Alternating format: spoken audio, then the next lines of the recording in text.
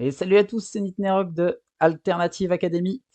On va donc ouvrir ici un starter deck pour My Hero Academia Collectible Card Game, un starter deck Endeavor. Le starter est donc équilibré comme les decks de la Rival Box. Un personnage et 50 cartes. Et on a une ultra rare aléatoire en plus offerte. Donc, de ce que j'ai vu comme information, donc voilà, le starter deck Endeavor est équilibré comme dans la Rival Box pour des coups et Bakugo, ce qui implique donc les fondations en 4 exemplaires sauf une et et les attaques en 3 ou 2 exemplaires et une attaque en 1 exemplaire. Hop.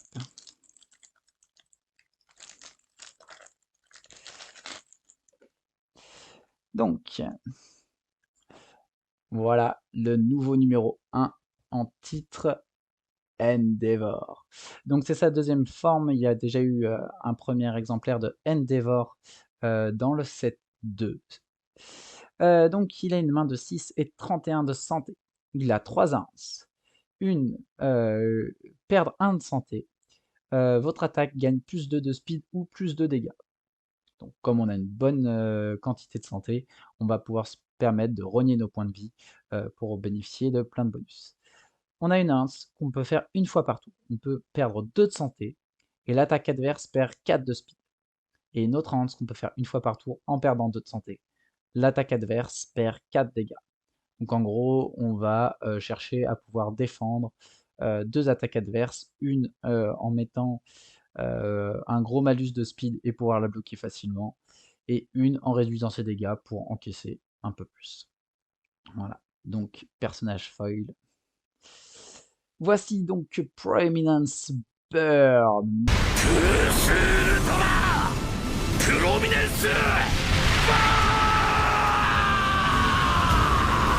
Magnifique carte et moment tellement héroïque. Alors, bloc 1 en orange, donc difficulté 6, une grosse difficulté. Il vous faudra généralement au moins une fondation pour passer le check sur un 5. Il y a quelques check 6 qui sont pas très courants, mais qui existent. Mais probablement prévoir de quoi passer le check. Une attaque haute avec 4 de speed et 7 dégâts. Donc ça peut être une très très grosse attaque grâce aux arms du personnage. Donc, Hans, on va remove the top card of your deck. Donc, on va bannir la première carte de notre deck. Cette attaque va gagner 2 de speed. Et la prochaine Fury que l'on jouera en termes d'attaque gagnera 2 de speed. Deuxième Hans, on remove une Fury attaque de notre carte pool. Donc, on va bannir une carte Fury de notre carte pool, donc, qui a été jouée avant. Donc, vraiment, il va falloir garder des fondations pour passer ce check.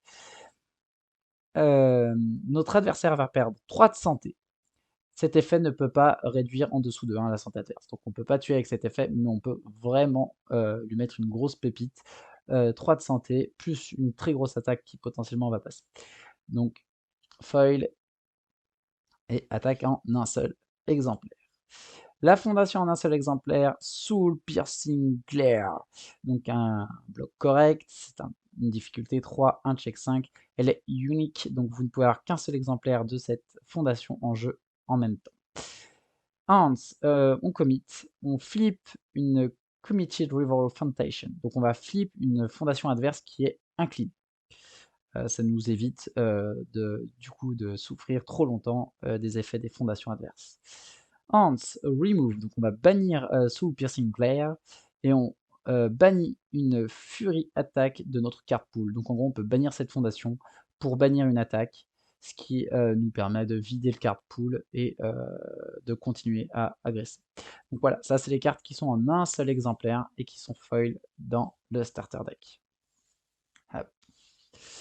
Voici Arctic Conflagration avec Shoto qui est présent sur la carte. Donc un bloc moyen, donc mid avec 2 de plus, 4 de difficulté, 2 de speed en mid, 5 dégâts.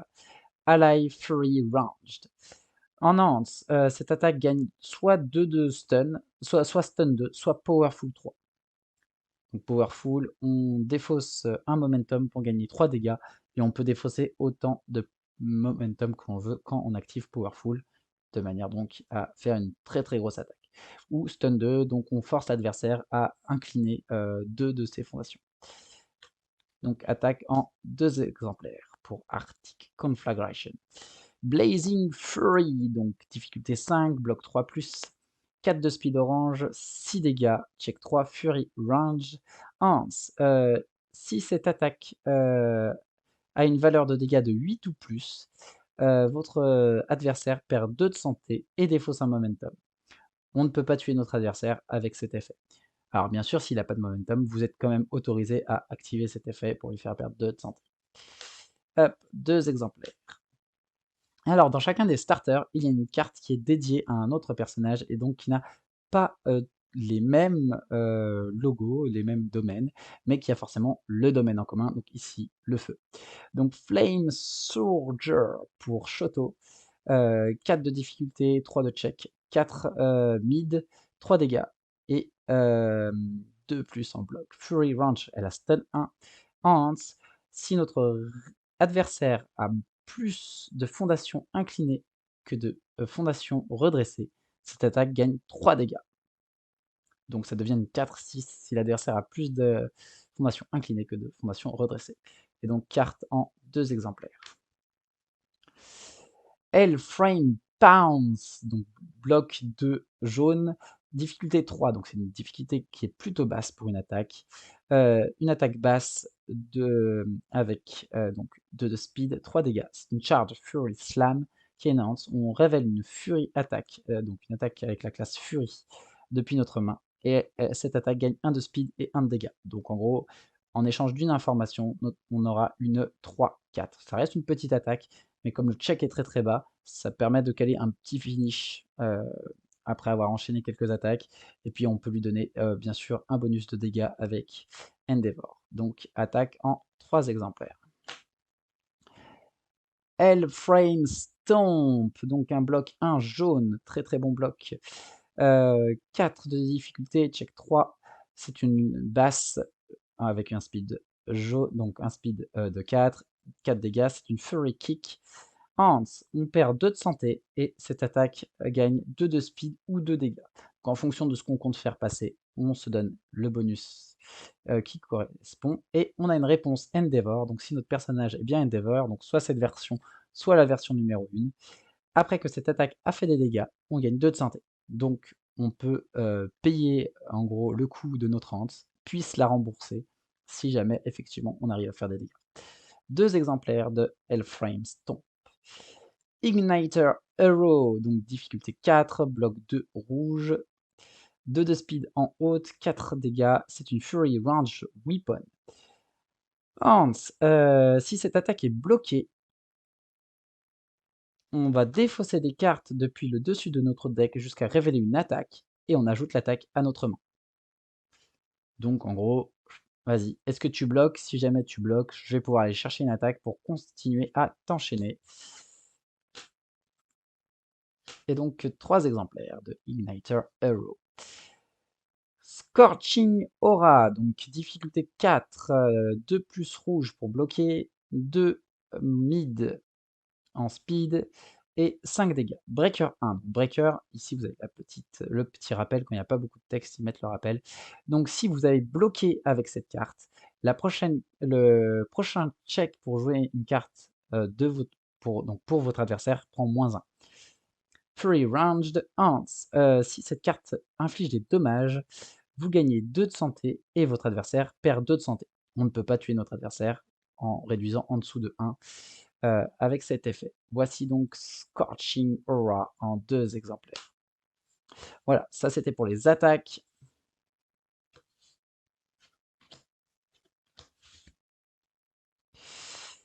Et voici les fondations. Argant Smirk avec un bloc 2+ orange, donc difficulté 2, 5 en check.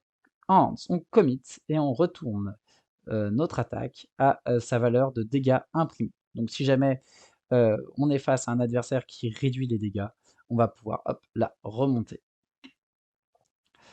Ants Revives Turns, donc que pendant le tour adverse, Destroy. Donc on détruit Arrogant Smirk. Et si vous avez perdu de la santé pendant cette Ant Step, on ajoute une Fury attaque de notre carte pool à notre main. Donc si on a déjà bloqué une attaque, on va et qu'on a perdu de la santé, donc pour rappel, on peut en perdre avec les Ants de Endeavor pour modifier le speed et les dégâts. On peut détruire Arrogant Smirk et on reprend l'attaque. Donc soit la conserver pour attaquer au tour prochain, soit pour rebloquer avec. Donc 4 exemples. Coping with number 1, un bloc orange 3+, 2 en difficulté, check 5. On commit, et si une attaque a infligé des dégâts ce tour, piochez une carte. Vachement correct.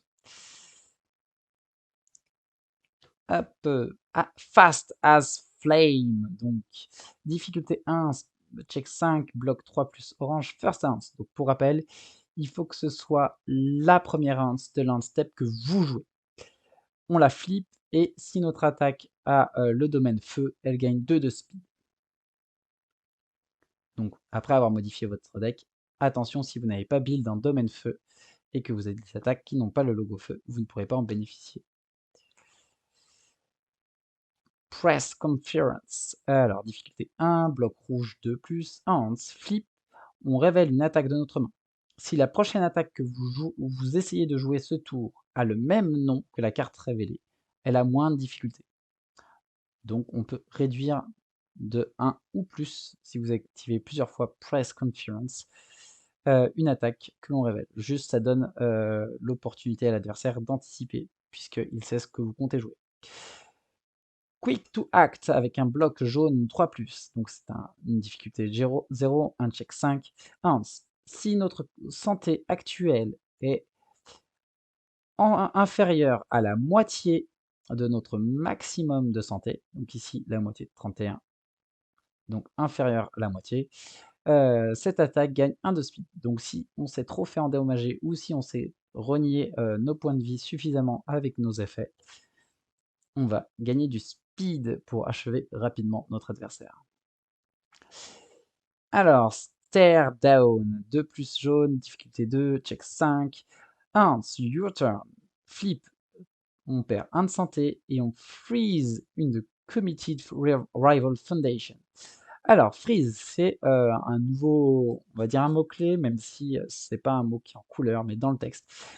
Donc freeze, a frozen card, donc une carte qu'on a gelée, elle ne se raidit pas, donc elle ne se redresse pas pendant la ready step de notre adversaire. Donc en gros, on va choisir une fondation. Lorsque notre adversaire va commencer son tour, il ne redressera pas les fondations freeze. Voilà, c'est l'une des nouveautés du set 3. Il y a quelques cartes qui freeze les cartes des autres. Thrill the Spectator bloc orange 2+, difficulté 1, check 6. Donc on a des check 6 supplémentaires dans ce starter. On commit. This weapon attack gets -3 de vite. Donc on peut. Lorsque l'adversaire joue une weapon, on peut commit Thrill the Spectator pour lui mettre -3 de speed. Donc voilà, comme toujours les check 6, des effets très spécifiques qui restent quand même utilisables, hein. Un bloc correct, c'est un très bon check, les difficultés sont simples à passer. Donc c'est des cartes à vraiment pas ignorer, surtout que Weapon, il y en a pas mal, les attaques de Stain l'ont presque l'ont toutes, heu et c'est plutôt représenté. Il y a Mei Hatsune qui joue avec des techs et des weapons.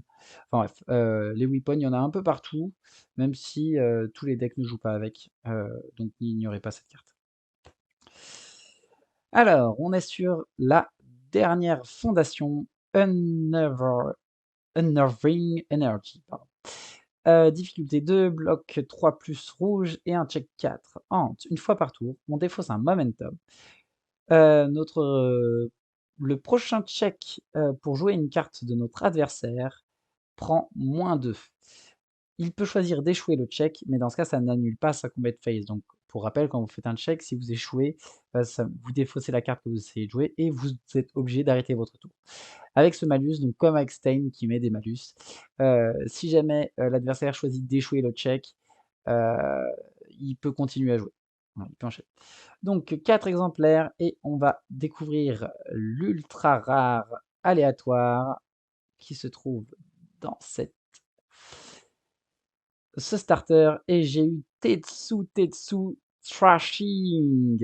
Donc c'est un bloc 1+ orange avec un speed de 4 et 4 dégâts en mid, une difficulté de 1 check 2, Fury Punch Tetsu Stun 1, donc on ne peut activer le Stun 1 de Tetsu Thrashing que si on joue avec le personnage Tetsu.